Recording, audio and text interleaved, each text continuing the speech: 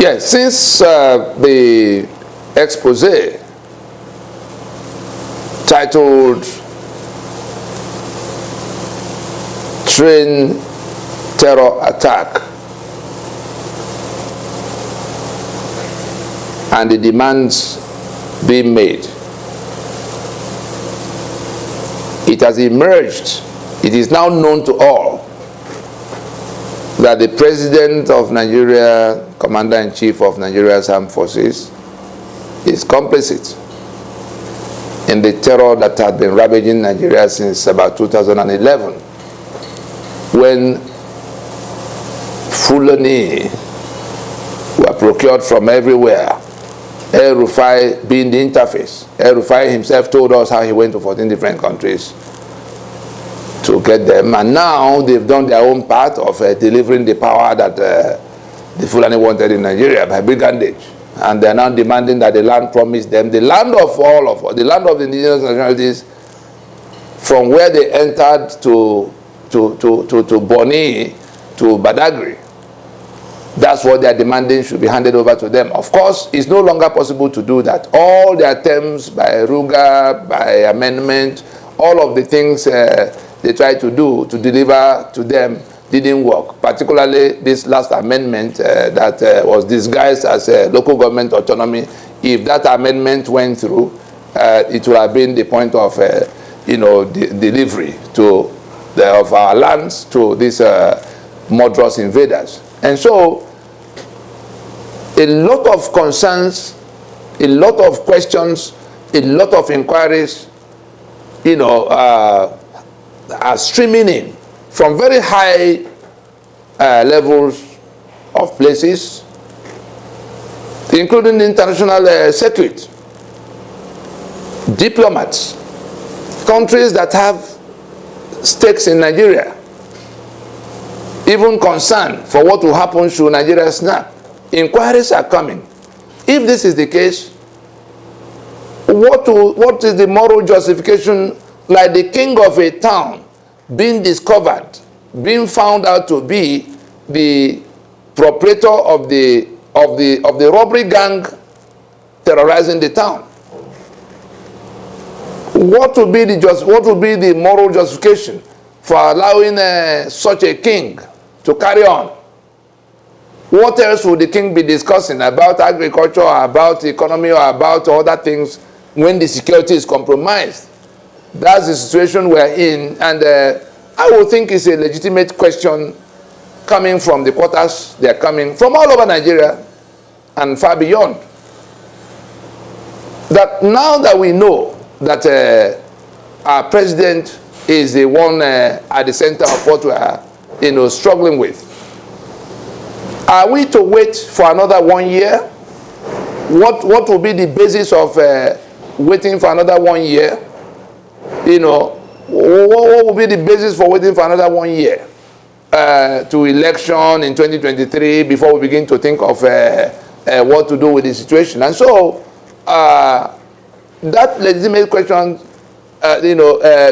begins to find an answer in the 5-point proposition of NINAS, the December 16th, 2020 Constitutional Force Majeure Proclamation, the 5 points of proposition in which we raised a union dispute and insist that the government of the federation, as represented by the government of the federation, must now acknowledge the union dispute, the constitutional grievances for which the constituents are saying we cannot proceed on the basis of this constitution. We propose also that a commitment, a firm commitment, an express commitment for winding up the operation of this illicit constitution, like South Africa did with apartheid, in 1990 or from 1990.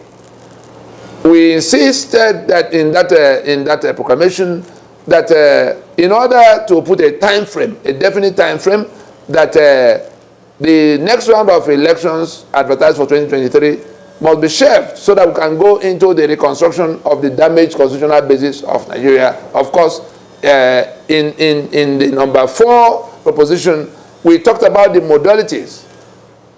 What will be the time frame? What will be the composition of that transition team? Who are going to be in charge of putting it together? What will be their mandate and all of that? Item 4 of that, let those who have not, particularly read the Constitutional Force Majeure Proclamation go to at least those 5 points so we can see exactly what needs to be done and how it will be done, because it's all spelled out there. So that people don't begin to say, oh, we don't know how to do it, or begin to turn things upside down and put in the hands of wrong people to come to do.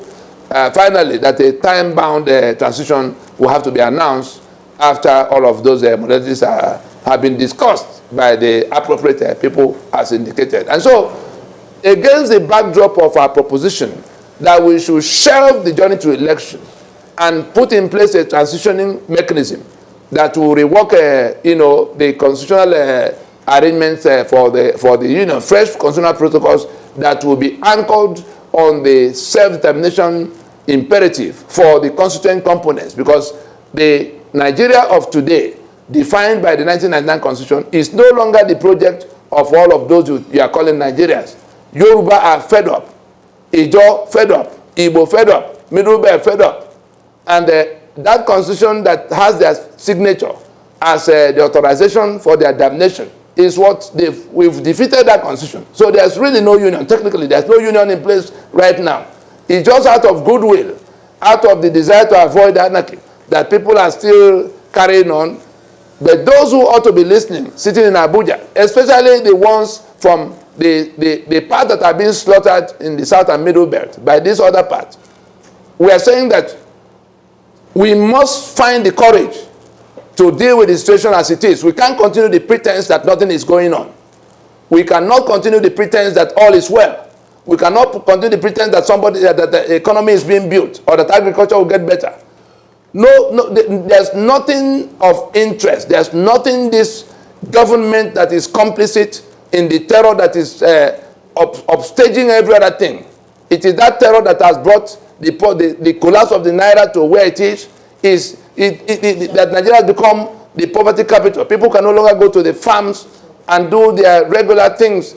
Everywhere in Nigeria is just rumbling with one catastrophe or the other, with one crisis or the other. And the system is shutting down. The university teachers are on strike. The labor movement planning their own strike. The airlines can no longer function. Everything is shut down. And so we say, what is the basis for waiting for 1 year to go to another election? Election to do what? Under this constitution? And so we begin to seek answers to the suggestions, to the propositions that are coming about how we must now act on the situation.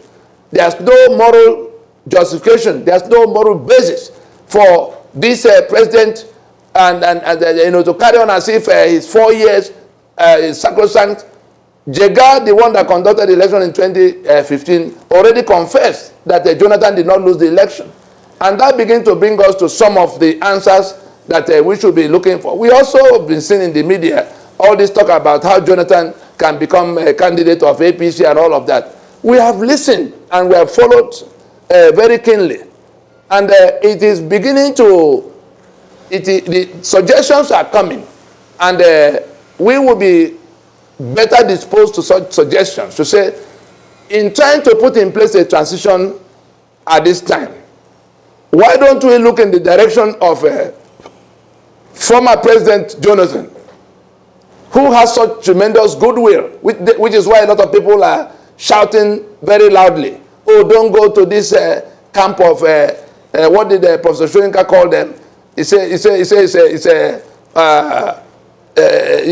like a collection of vipers, a place cobras gather. Why do you go there? So it is that goodwill that is required at this time more than anything else to hold the country together to a meeting to discuss the future, since the current constitution has failed.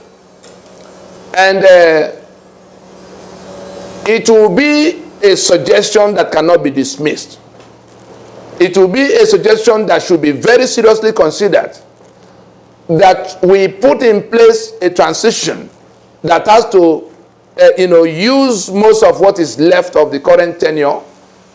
Instead of waiting for election in 2023, that transition can be instituted within the first half of 2022, so that we can have all of that time, because everybody knows what we need to do. That Jonathan that APC, that Buhari and his APC have been angling for to come and be their candidate, he was produced by PDP, and since we say election will not solve the problem, why don't we look in the direction of that Jonathan to come and be a central part of, because the international community also, he has a lot of goodwill in the international arena, and there's no part of the country that, from what we've been seeing since after he left office, we saw the people that marched to his office the other day to say he must come to run.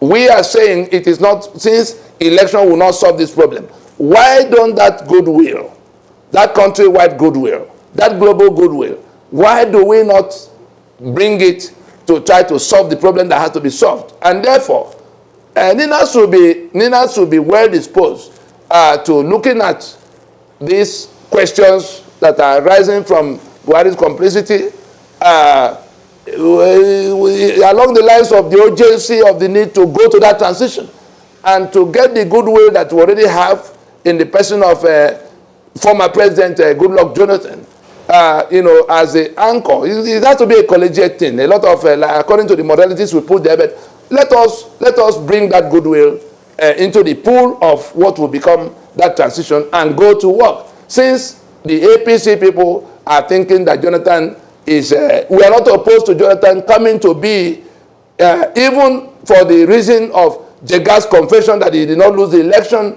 of 2015. Why don't we put all that together and seriously consider a transition that we have two models we can take from what South Africa did in 1990 with apartheid. We can have a nominal governance going on with a CODESA type of body with constituent powers now dealing with these issues according to the modalities we spell out by ourselves, not the one that anybody in Abuja will say is doing on our behalf. It must be the constituent components that could be countries of their own that will be decided, that will be discussing.